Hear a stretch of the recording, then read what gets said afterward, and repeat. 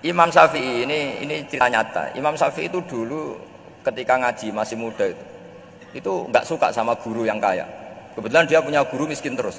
Namanya Sufyan As-Tsauri, itu miskinnya Masya Allah. Sufyan bin Uyainah juga miskin. Jadi dia miskin, punya guru miskin terus. Sehingga idolanya ya sama guru-guru yang miskin. Suatu saat guru-guru ini menyarankan dia ngaji Imam Malik. Imam Malik itu kaya raya.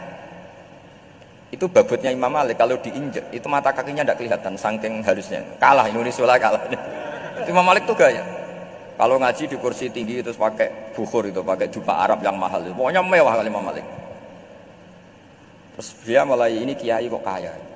Kemudian setelah beliau alim tanya, saya harus ngaji siapa setelah ilmu jenengan habis, kira-kira gitu. Kata Imam Malik, sudah, kamu tidak usah perlu ngaji saya, kamu sudah alim alama.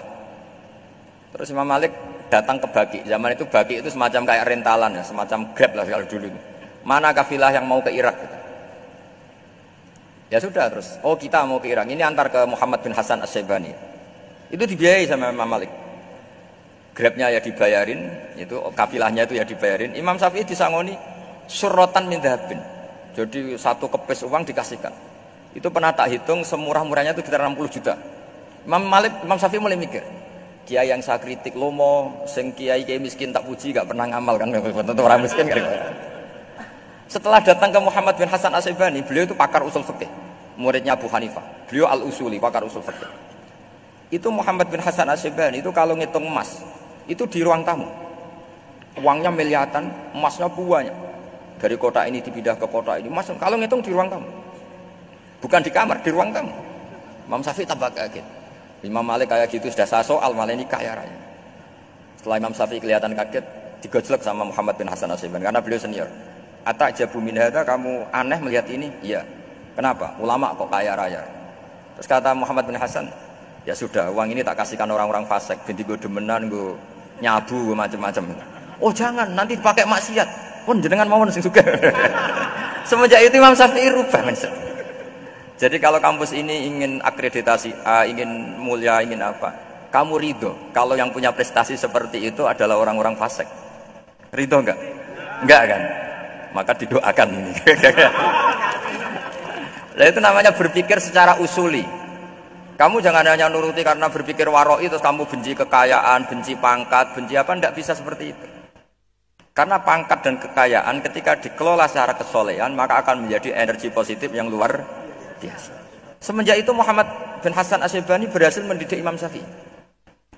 Sampai akhirnya keterusan Imam Syafi'i berpendapat kalau orang Islam bisa bikin rumah tingkat kok punya rumah reot itu haram kata.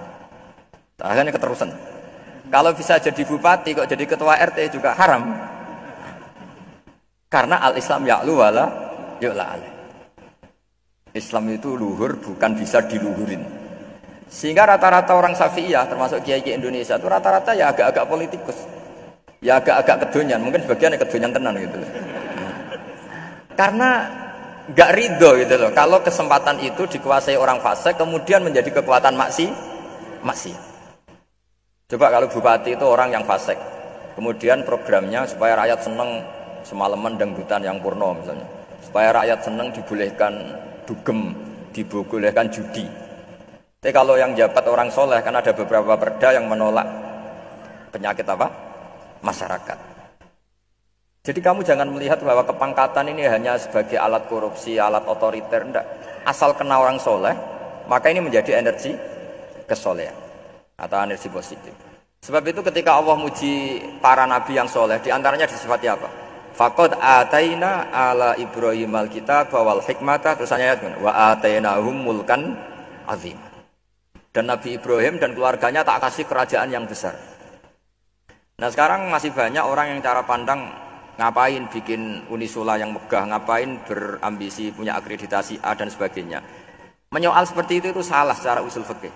Karena secara usul fikih kesempatan yang baik tentu harus diperjuangkan oleh orang-orang yang soleh. Karena ini supaya jadi otoritas yang positif. Itu dulu ada latihannya. Jadi orang dulu itu gampang sekali ketika milih miskin ditanya, kenapa miskin? Saya ingin hisab saya ringan. Tapi ketika mereka kaya, yang soleh, supaya harta ini tidak dipakai orang yang nanti dipakai maksiat.